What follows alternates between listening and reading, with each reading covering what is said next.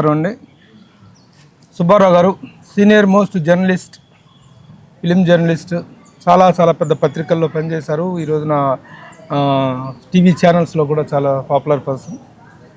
చిత్ర పరిశ్రమలో చాలా విశేషమైన అనుబంధం కలిగినటువంటి వ్యక్తి. అయితే ఈ రోజున తన దగ్గర నుంచి నాకు పొద్దున ఒక ఫోన్ వచ్చింది మార్నింగ్ 6 o'clockకి. ఏమిటి సుబ్బయ్య అంటే హాస్పిటలైజ్ అయ్యాడు. ఈ మధ్య తనకు హెల్త్ బాగాలేక హాస్పిటలైజ్ అయితే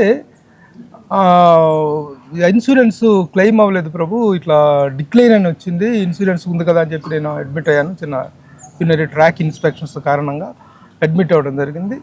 4 రోజుల తర్వాత డిశ్చార్జ్ చేసే టైంకి ఇన్సూరెన్స్ క్లెయిమ్ అవ్వలేదు అని చెప్పేసి తను బాధపడుతుంటే ఎట్లా చేద్దాం ఎట్లాగా అని అడుగుతూ ఉంటే సరే మాట్లాడదాం, నేను వస్తాను హాస్పిటల్కి, అలాగే మిగతా మన అసోసియేషన్ తరఫున కూడా మనం ఫైట్ చేద్దాం, ఎందుకు డిక్లైన్ అయింది ఎందుకు కనుక్కుందాం, లేదనుకుంటే డబ్బులు అని కావాలనుకుంటే మనందరం ఏదో చేసుకొని మనం విల్ డూ సంథింగ్ అని చెప్పి తనకు ధైర్యం చెప్పి, నువ్వేం వరి అవ్వక ధైర్యం చెప్పాను. మధ్యాహ్నం తన దగ్గరికి వెళ్దామని చెప్పేసి అనుకుంటున్నాను. ఇంతలో తను ఫోన్ చేసి ఎవ్రీథింగ్ సాల్వ్డ్ అనేటువంటి ఒక శుభవార్త చెప్పాడు. ఏంటి సాల్వ్డ్, ఎలా ఏంటి అంటే అదేమిటో తన మాటల్లో చెప్తాడు. ఎలా జరిగింది ఏంటి అనేటువంటి తను చెప్తారు. నమస్తే అండి అందరికీ. ముందుగా ఈ ఒక చిన్న సినిమా రేవుని ఆదరిస్తున్న ప్రేక్షకులందరికీ నా అభినందనలు. నేను అన్ఫార్చునేట్లీ సినిమా చూడలేకపోయాను, బట్ ప్రభు అండ్ రాంబాబు ఆధ్వర్యంలో దర్శక నిర్మాతలు అద్భుతంగా తీసిన రేవుకి ఆదరణ దక్కడం అనేది నాకు ఎంతో ఆనందాన్ని కలిగిస్తుంది. సో ఇక నా విషయానికి వస్తే, గత శుక్రవారం చిన్న అనారోగ్య కారణాలు యూరినల్ ఇన్ఫెక్షన్ వల్ల హాస్పిటల్కి వెళ్ళాను. డాక్టర్ ఇమ్మీడియట్గా జాయిన్ అవ్వమన్నారు. అంటే హై ఫీవర్ రావటం ఇవన్నీ జరగటంతో జాయిన్ అవ్వమన్నారు. సో కొండాపూర్ కిమ్స్ హాస్పిటల్లో జాయిన్ అయ్యాను. సో జాయిన్ అయ్యేటప్పుడు తెలుగు ఫిలిం జర్నలిస్ట్ అసోసియేషన్ ఆధ్వర్యంలో ఉన్న టాటా ఏఐజీ వాళ్ళవి కార్డ్స్ ఉన్నాయి కదా, దాన్ని సబ్మిట్ చేశాను. వాళ్ళు తీసుకున్నారు, అయిపోయింది. కట్ చేస్తే ఒక 3 days తర్వాత డాక్టర్ మీకు షుగర్ ఉందన్నాడు, ఎప్పటి నుంచి ఉంది అని అనటం జరిగింది. అంటే ఒక 3 months నుంచి ఉందంటే దానికి సంబంధించి మీరు పేపర్లు సబ్మిట్ చేయాలన్న, ఏమి లేవండి, క్యాజువల్గా చెప్పారు, ఒక ట్యాబ్లెట్ వాడమన్నారు, వాడుతున్నానని చెప్పాను. సో అలా ఆ డాక్టర్ దగ్గర నుంచి కూడా ఒక లెటర్ తెప్పించి నేను సబ్మిట్ చేయటం జరిగింది. యాక్చువల్గా నిన్న మధ్యాహ్నం నేను డిశ్చార్జ్ అవ్వాలి. డిశ్చార్జ్ సమ్మరీ అంతా రెడీ అయిపోయింది.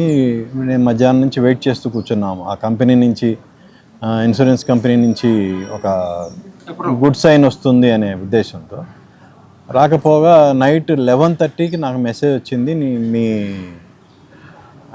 మీది డిక్లైన్ చేస్తున్నాము అని. రీజన్ ఏంటంటే మీకు షుగర్ ఉంది కాబట్టి మేము డిక్లైన్ చేస్తున్నాం అన్న.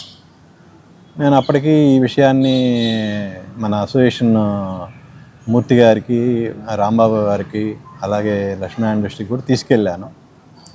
ఈరోజు మార్నింగ్ మళ్ళీ వాళ్ళందరితో ఒకసారి మాట్లాడటం జరిగితే వాళ్ళు మళ్ళీ రీజనల్ హెడ్ దగ్గరికి మళ్ళీ ఒకసారి విజిట్ చేయమని చెప్దామని చెప్పారు, పంపించారు.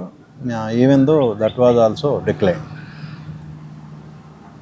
ఈ మొత్తం ఎపిసోడ్లో నాకు ఈరోజు ఉదయం ఏమి పాలుపోక ఏం చేయాలా ఏంటి అని అనుకుంటున్నప్పుడు ప్రభుకి కాల్ చేశాను. అలాగే కొంతమంది నా మిత్రులకి కాల్ చేశాను.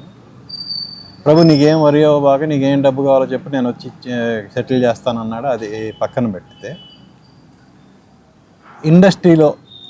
ఇండస్ట్రీకి ఒక పెద్ద దిక్కు అంటే మెగాస్టార్ చిరంజీవి గారు.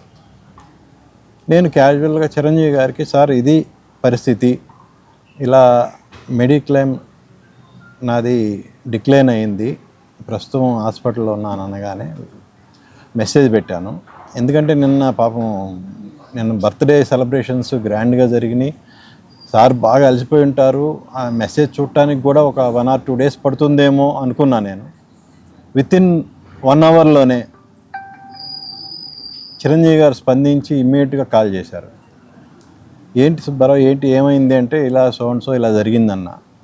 ఓకే, లీవ్ ఇట్ ఎవ్రీథింగ్, నీకేంటి, నువ్వు ఇప్పుడు ఇమ్మీడియట్గా హాస్పిటల్ నుంచి ఇంటికి వెళ్ళాలి, అంతే కదా, నేను మనిషిని పంపిస్తున్నాను, నువ్వు ఇంటికి వెళ్ళిపో హాయిగా, ఈ మెడిక్లెయిమ్ అవన్నీ పక్కన పెట్టేసాయి, అవన్నీ తర్వాత చూసుకుందాం అన్న ఒక మాట.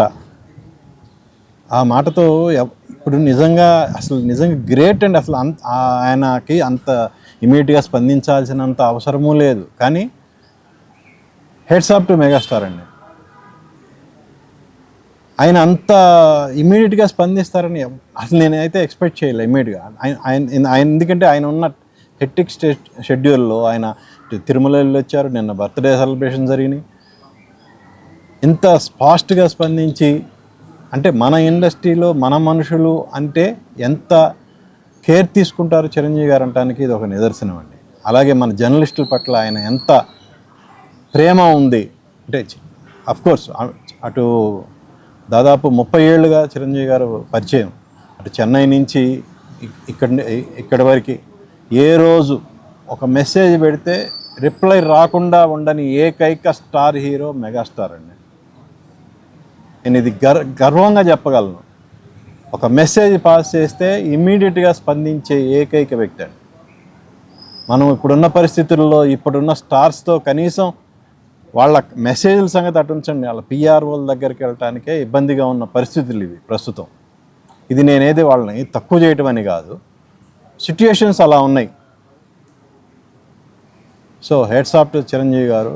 నేను జస్ట్ ఒక హాఫ్ అన్ అవర్ అవుతుందండి ఇంటికి వచ్చి, ఇక్కడ ప్రెస్ మీట్ జరుగుతుందని తెలిసి చిరంజీవి గారికి ప్రత్యేకంగా నా కృతజ్ఞతలు తెలియజేయాలనే ఉద్దేశంతో ఇమ్మీడియట్గా నేను డ్రెస్ కూడా చేంజ్ చేసుకోకుండా ఇక్కడికి వచ్చి మీ ముందు మాట్లాడుతున్నాను.